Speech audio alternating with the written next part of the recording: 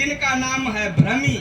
भ्रमी नामक भार्या के साथ में ध्रुव का विवाह हुआ और इन ध्रुव को भ्रमी नामक पत्नी के द्वारा इनको उत्कल, कल्प और वत्सर नामक इनके पुत्र हुए। इनमें से उत्कल जो थे, ध्रुव के पुत्र का नाम था उत्कल। उत्कल ऐसा पुत्र था अपने ताऊ यानी प्रियव्रत का अनुसरण करता हुआ।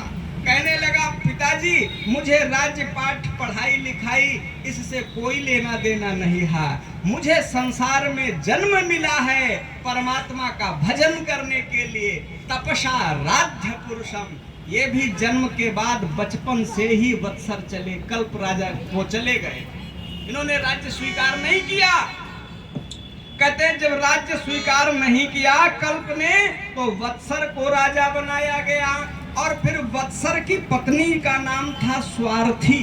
इनका विवाह वत्सर का स्वार्थी के साथ में हुआ और स्वार्थी के जो है 6 पुत्र हुए।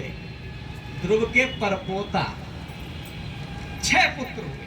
सबसे बड़े पुत्र का नाम है पुष्पार्ण, तिग्मकेतु, झख, ऊर्ज, वसु और जय। अब बड़ा पुत्र राज्य का अधिकारी होता है तो पुष्पार्ण को राजा बनाया गया और पुष्पार्ण का विवाह जिनके साथ में हुआ, इनकी 2 रानियां थी। पहली बड़ी पत्नी का नाम है प्रज्ञा और दूसरी का नाम है दोषा। प्रज्ञा और दोषा नामक 2 पत्नियों के साथ में इनका विवाह हुआ और इनके 3 पुत्र हुए। इनके 3 पुत्र हुए, प्रदोष, निशीथ और व्युष्ट। इनके 3 पुत्र हुए और कहते हैं व्युष्ट के सर्वतेजा नामक पुत्र हुआ और सर्वतेजा के 12 पुत्र हुए।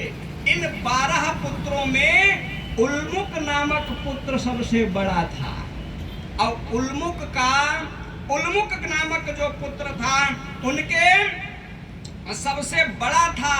उल्मुक के 6 पुत्र हुए और इन 6 में से सबसे बड़े पुत्र का नाम था अंग। इनका नाम था अंग और अंग का विवाह जो हुआ है, अंग की पत्नी का नाम था सुनीता। सुनीता नहीं, सुनीता। सुनीता नाम था इनकी पत्नी का नाम सुनीता।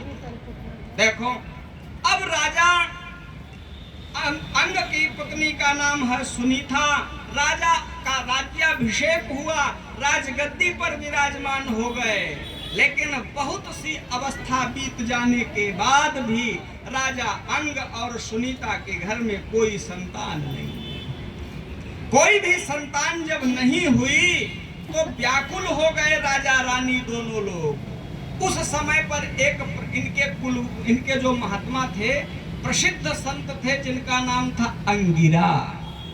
जैसे गुरुदेव भगवान विराजमान, संसार के लोग जब परेशान होते हैं तो संतों की शरण में जाते हैं, गुरु की शरण में जाते हैं।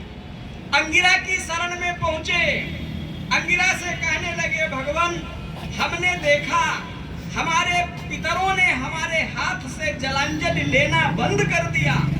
संसार में जो है पुत्र न होना, अपुत्री की कोई गति नहीं होती है।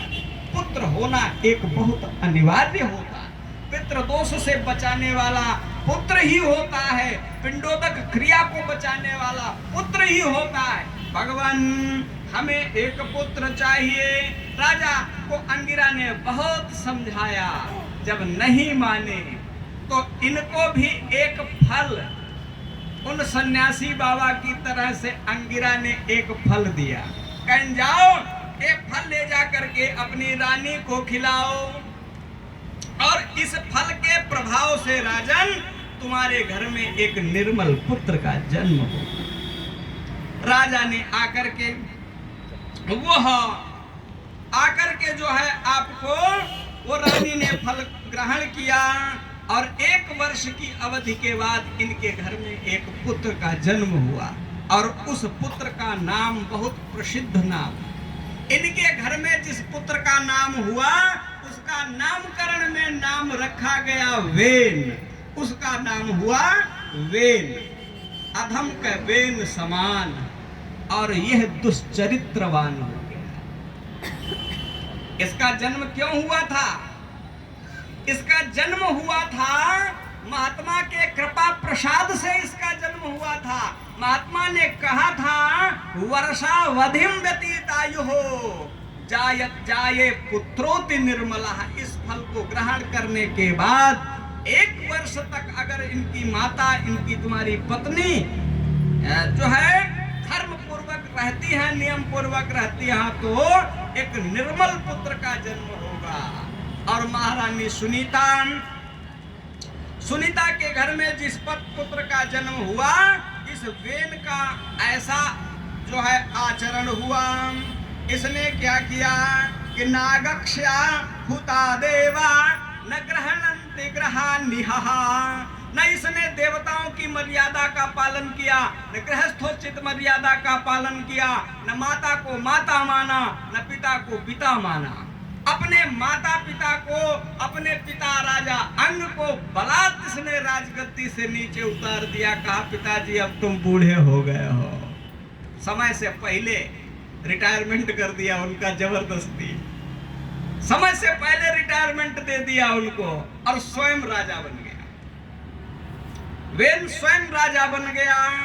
अब जो है यह स्थिति आ गई और राजा बनते ही इसने क्या किया, एक आदेश जारी कर दिया, एक राजाज्ञा जारी कर दी कि न होतव्यम न दातव्यम। अब हमारे राज्य में कोई होतव्यम, होम नहीं करेगा, यज्ञ नहीं कर, न दातव्यम